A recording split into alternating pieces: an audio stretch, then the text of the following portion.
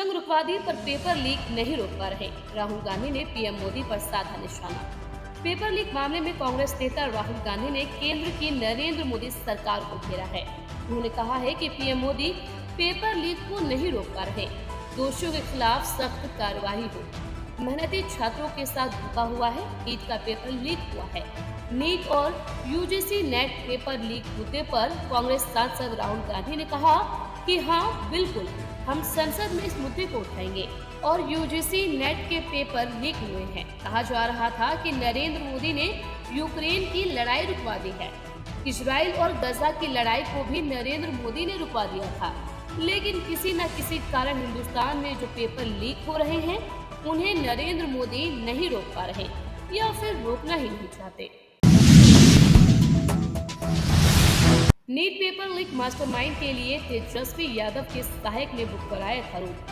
बिहार के deputy CM का बड़ा दावा।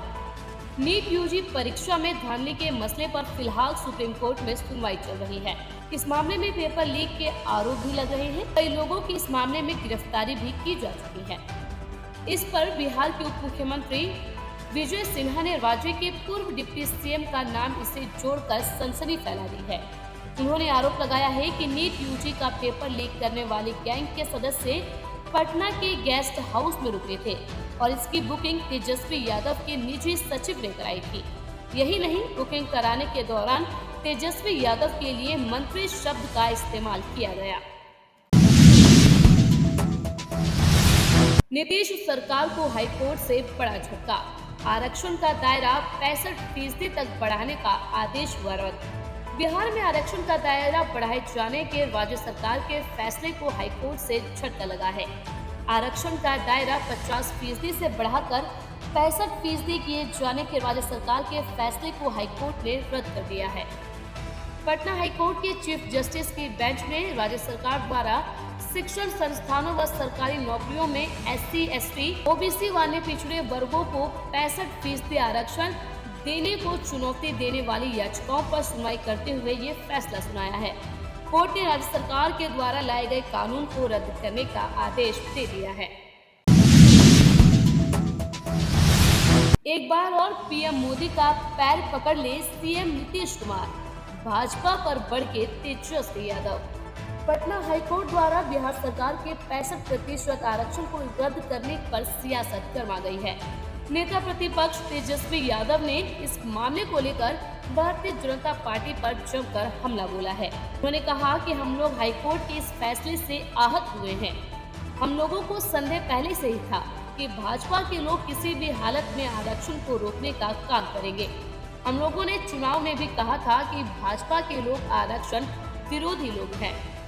तेजस्वी ने आगे कहा कि हम लोग सीएम नीतीश कुमार से अनुरोध करते हैं कि कई बार आपने पीएम नरेंद्र मोदी के पैर पकड़े हैं, इस बार भी पैर पकड़कर 9वीं अनुसूची में डलवाने का काम करें। दलाई लामा से मिले भी और चीन को चैलेंज भी। भारत की जमीन से यूएस ने बुरी तरह चिढ़ाया। चीन के ऐतराज के बाद भी अमेरिकी सांसदों का एक ग्रुप तिब्बती आध्यात्मिक गुरु दलाई लामा से मिला है।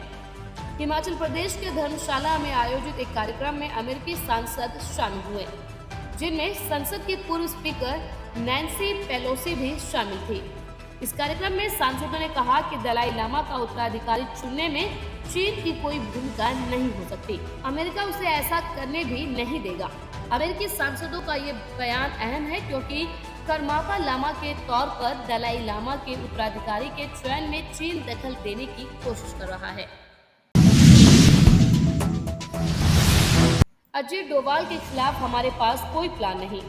जम्मू में एक्टिव हुए भारत के जेम्स बॉन्ड तो घबराए पाकिस्तानी। जम्मू के वायसी में 9 जून को आतंकियों ने श्रद्धालुओं की बस पर हमला करते हुए 11 लोगों की जान ले ली थी। इस हमले में 40 से ज्यादा लोग घायल भी हुए थे। इस घटना के बाद भी कई आतंकी घटनाएं जम्मू में हुई है। इसे देखते हुए बीते हफ्ते केंद्रीय गृह मंत्री अमित शाह ने हाई लेवल मीटिंग की। इस मीटिंग में उनके साथ NSA अजय डोभाल भी मौजूद थे। मीटिंग के बाद ये साफ संदेश दिया गया कि सरकार आतंकियों पर नकेल कसने के लिए सभी कदम उठाएगी और आतंक के खिलाफ जीरो टॉलरेंस की नीति अपनाएगी। कश्मीर पर अजीत डोभाल के एक्टिव होने की पाकिस्तान में भी चर्चा है।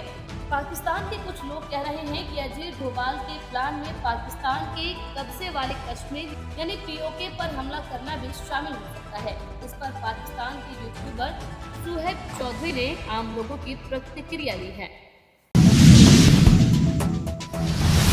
दिल्ली में गर्मी का तांडव, 55 साल बाद फिर टूटा रिकॉर्ड, बूंदाबांदी के हैं आसार। राजधानी दिल्ली में मंगलवार की रात 55 सालों में सबसे ज्यादा गर्म रही। दिल्ली की मानक वेधशाला सफदरजंग में न्यूनतम तापमान 35.2 डिग्री सेल्सियस दर्ज किया गया, जो कि सामान्य से 8 डिग्री सेल्सियस ज्यादा है। उधर भीषण गर्मी के बीच बुधवार को दिल्ली सरकार के स्वास्थ्य मंत्री सौरभ भारद्वाज ने आपात बैठक बुलाई। बैठक में जहां सभी अस्पतालों को पुख्ता इंतजाम करने के निर्देश दिए गए, तो वहीं पुलिस से अनुरोध किया गया कि बेघरों को आश्रय गृहों में लाने में मदद करें, क्योंकि बेघर लोग लू का सबसे ज्यादा शिकार हो रहे हैं। हज के लिए गए 990 लोगों की हुई मौत, सऊदी के मक्का में बरपा गर्मी का कहर। सऊदी अरब के मक्का में हज के लिए गए 990 से ज्यादा लोगों की मौत हो गई है। मंगलवार को राजनयिकों ने बताया कि इस साल पड़ रही भयंकर गर्मी की वजह से ये मौतें हुई हैं। मरने वालों में सबसे ज्यादा 323 मिस्र के नागरिक बताए जा रहे हैं। समाचार एजेंसी AFP से बात करते हुए 2 अरब राजनयिकों ने बताया कि अधिकांश मौतों की वजह गर्मी है। एक राजनयिक ने कहा कि मिस्र के सभी लोगों के मारे जाने की वजह गर्मी है। बस एक मिस्रवासी की मौत भीड़ की वजह से हुई है। अधिक भीड़ की वजह से उसे गंभीर चोटें लगी और उसकी मौत हो गई। दिल्ली के राजौरी गार्डन इलाके में बर्गर किंग आउटलेट के भीतर हुई फायरिंग, एक शख्स की हुई मौत। पश्चिमी दिल्ली के राजौरी गार्डन में बर्गर किंग आउटलेट के भीतर आपसी रंजिश में फायरिंग का मामला सामने आया है। तकरीबन 10 राउंड फायरिंग हुई, जिसमें एक शख्स की मौत भी हो गई है। घटना के बाद अधिकारी और दिल्ली क्राइम टीम मौके पर पहुंच गई है। इस घटना से जुड़ी जानकारी जुटाने और CCTV कैमरों की जांच के लिए टीमें बनाई गई हैं।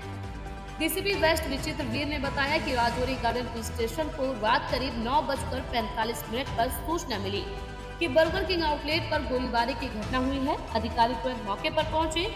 शुरुआती जानकारी के मुताबिक 10 राउंड से अधिक फायरिंग हुई है।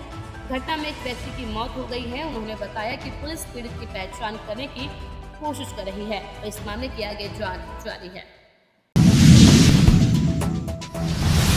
ईशा मालवीय करने जा रही है शादी, बिग बॉस कंटेस्टेंट बोले लाइफ में बहुत की गलतियां।